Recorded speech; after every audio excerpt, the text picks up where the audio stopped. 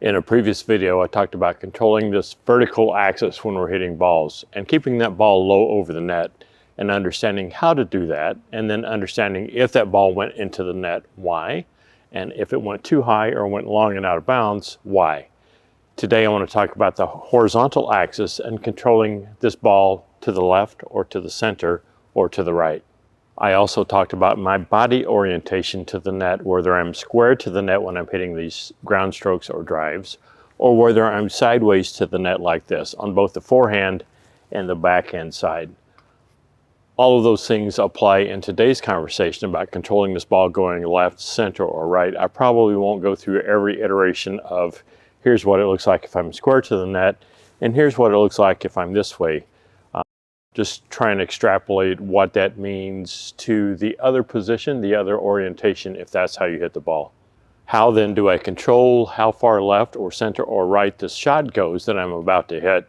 And two major ways. The first one I'll talk about is my body orientation. So I'm going to use the example where I'm square to the net here. This ball comes in. I'm using all those same mechanics that I talked about in the other videos. And let's say for this example, as this ball comes in, I swing, then this ball goes straight down the center of the court because that's where my body is oriented. My body is facing or pointing straight in front of me. Now, if I'm over on this side of the court or that side of the court, it's still going straight away from me across that net to the other side. If I want to change that, then I change the orientation of my body. So let's say this ball is going straight away. If I want it to go over to the left, as this ball comes in, then I'm going to rotate my body a little bit this way. And you can see the further and further I rotate my body, the more off to my left this shot goes. So if I want this ball to go to this corner and it's coming in here, instead of adjusting my swing and having my swing go that way, I want this to be as simple and uncomplicated as it can be. I simply change the orientation of my body. So as this ball comes in, now I'm facing that corner, and this ball naturally, easily wants to go off in that direction. Conversely then, if I want to go off to my right, this ball is coming in, then I change the orientation of my body. So now I'm facing that corner, same swing, everything is the same for all of these variations. The only thing I've done is changed which way I'm facing to get this ball to go into different directions. Now you can say, and people have said, well, that tells my opponents where I'm going to hit that ball. Kind of, but not really, because I haven't found a ton of people who are able to look across that net and read somebody's body language and figure out from their alignment where this shot's going to go. And here's how that gets complicated a little bit, trying to read that body language. So if I want to go straight down the middle here, then I would look like this. If I want to go just over to the corner, I didn't move much. So a little bit of movement here equates to a lot of movement across that net. So now I'm here, but for you to tell the difference real time as we're playing this game, the difference from my body orientation here to here, very small, or to here, now I'm going to that corner. And even if I'm moving and I get set up here, can you see those minute differences in how I'm oriented and figure out where this ball is going to go? You can do it, I try and do that, and you need to be trying to do that, but real time is difficult to do. And to put an exclamation point on this, I'm kind of forward of no man's land, so I'm almost up to the kitchen, not quite. If I back up all the way back to this baseline, and I do the same thing, so this shot is going straight down the middle, this one's going to that corner, and this one's going to that right corner off to my right side, the changes in my body orientation are even smaller, even more difficult to read. So a small change that I have here has a big impact the further away that ball is going to go. If you played any golf, you understand that like really small imperfections in your stance or your swing have a big impact if that ball lands 200 or 300 yards away. So the further away that is, then the more perfect I have to be in golf to get that ball to go where I want it to go.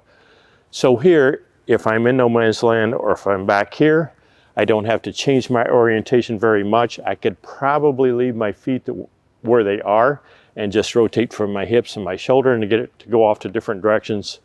The further back I am, now even smaller changes, I may not have to move my feet at all, and for you to read that across the net in real time is a bit difficult to do. Let's look at that same situation where I swing sideways to the net. So as I mentioned in the earlier video, I'm right eye dominant. So my forehand side, I stay square to the net. But let's say you're right-handed, but left eye dominant. And so your tendency would be to be more sideways to swing this way. So if I'm here, then this ball would go right down the center of this court. So a small rotation of my body this way now gets it to go to that corner. Here I'm back in the middle. Small rotation this way gets it to go off to that corner to my right. Still very difficult to read and to understand if you're the opponent, and this is happening real time. As I talked about in my master class about hitting overheads, then one way you can think of this is I'm standing on the face of a clock, and I'm standing right on that center post, right up in that center post where the hands radiate out. So if I'm standing there and then my arms are the hands on the clock, right? So my orientation then, if my hand is here, then it's off in one direction on that clock. And for me to change my orientation, if I'm standing on the center post, I simply rotate over the same as those hands do on the clock, and I keep rotating over. So if you can envision, you're kind of standing on that center post of a clock, and then to get this ball to go in different directions, everything here is the same, the stroke is the same, which makes things less complicated, and my consistency should go up if my mechanics and my theory is less complicated.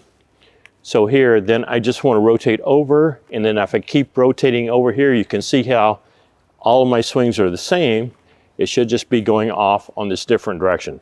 So think about yourself standing on that center post that comes out of the middle of a clock or a watch, and then your arms are the hands that come off of that center post. All I really have to do to redirect that ball then is to change my orientation the same as those hands rotate around that clock. That shot, that ball will go off on those different directions. The second thing that influences or controls where this ball goes is what my paddle, what my arm does after contact. So let's say I'm oriented to go and hit this ball toward that corner off to my left. I would be down here going through these same mechanics that I always talk about in the earlier videos. I have this ideal contact point. I'm swinging, I hit this ball, and now what happens after I hit that ball matters. So I want my paddle to continue on in the direction I want that ball to go. Eventually, because this arm's anchored to my shoulder, it's going to pull it up and away. But as long as I can, after I contact that ball, I want my paddle to chase that ball away. The ball's leaving my paddle, it's going across that net. I want to chase that ball with my paddle as it leaves, and I want my paddle to continue on the path to wherever that target is. If I wanted to go over to this right corner, I would be oriented over to this right corner. Same thing, going through the same mechanics. I contact this ball, and then I want that paddle to continue on in the path to that corner until my shoulder pulls this away. Variations of this that I see people do that you shouldn't do. Here's one. So as I work with new students, I will see them hit this ball, and then after contact, this paddle will come around here, around their waist, almost like it's a belt. So we're swinging here and the paddle comes off to here. So they did not chase the ball toward that target. Let's say for this example, I'm going off to this corner to my left. So they're doing this instead of this.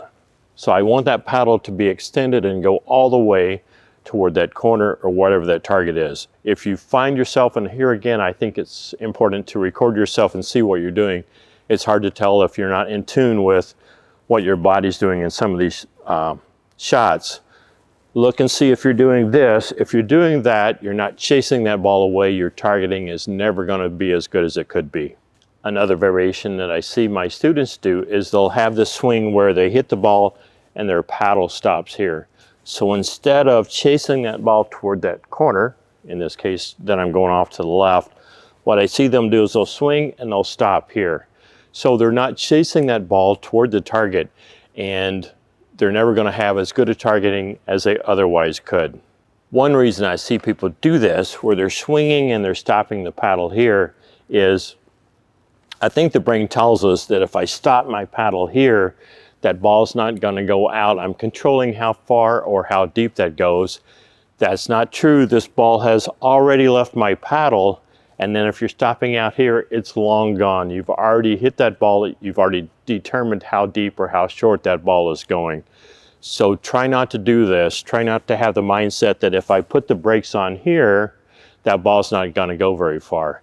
The other thing is, if I put this brakes on here, my elbow's going to be hitting me at some point, depending on how many of these I hit. This is really rough on my joints and my forearm. It'll give me a tennis elbow, potentially, if I do this too much. So as we hit this ball, I think what happens is people that do this think about hitting the back of the ball, and they're trying to stop with this motion to keep it from going along. When in reality, what you should think about is hitting through this ball, so my paddle would start here and come all the way through and finish on the other side, if we could theoretically hit through this ball through the center, right? So I want to have this ball here, and I would want to swing through the center of that ball and finish with my swing high. I don't want to swing thinking that I'm just hitting the back of this ball. I want to envision my paddle going all the way through this ball, through the center, and then all the way out of the front of that ball.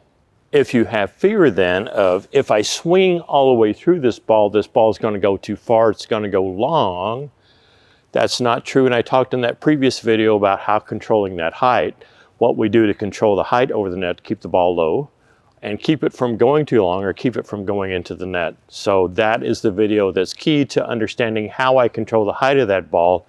And what I should be doing is thinking I'm swinging through this ball, and that follow through is not going to make that ball go longer or shorter.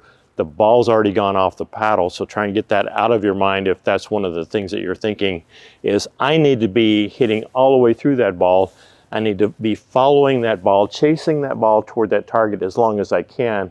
The ball's already gone. What this is doing is helping me target, because if I can swing toward that, then my swing is true, meaning that as I contacted this ball, then it's going toward that target. If I'm swinging and my paddle comes off to the left of that target, then that's most likely where that ball's going to go.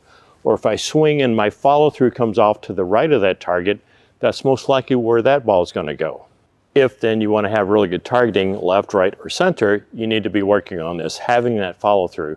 I had a video earlier on hitting down the line, particularly on when I'm on this, since I'm a righty, on this right side of the court, and I get pulled off wide and I want to go down this line, how to do that and how to do that well. So if you want to work on this follow through effect and you want to work on your targeting, that's an excellent way to do it. Have your partner feed you balls out wide and try and go down this line, or have your ball machine feed you balls where you're out off to the, almost to the sideline of this side, and try and go down this line. And you'll see how difficult that can be. And you'll see that if you'll drill this, you'll get better at it. And one of the keys, as I talk about in that video, I'll put a link to that video in the description box below, is that as we're swinging and I'm trying to go down this line over there, I want my paddle to continue straight down that line to that corner off on the right side. And so that helps our targeting. So I find that that's a really good drill to run, and it has uses in a game. So if I get pulled out wide and my opponent doesn't slide over and cover that line, I want to go down that line, but I want to have drilled that first. And that helps targeting for everything, because that gets me accustomed to, used to, swinging in a certain direction, having that paddle continue on down that line. And since I have all this out of bounds over here to the right, then I have to hit that shot even better. And so it makes me really focus on, after I contact that ball, if my paddle continues on down that line, just inside that line, then I can see how well or how bad my targeting is and how much more drilling I need to do. And there are videos out there that say, don't have this big follow through. This is not tennis. It's not tennis, but it's kind of like tennis if we're hitting ground strokes or drives from either no man's land or a little bit further back. If we don't have this big follow through, then our targeting suffers. And so ignore those videos if they tell you don't do this because you really need to. And if you'll go run these drills, you'll find out that this is true. The longer my paddle chases that ball, especially if you're doing this down the line drill, you'll see how important this is, that if I can hit this ball and my paddle continues on in the direction of where I want that ball to go, my shots will get better.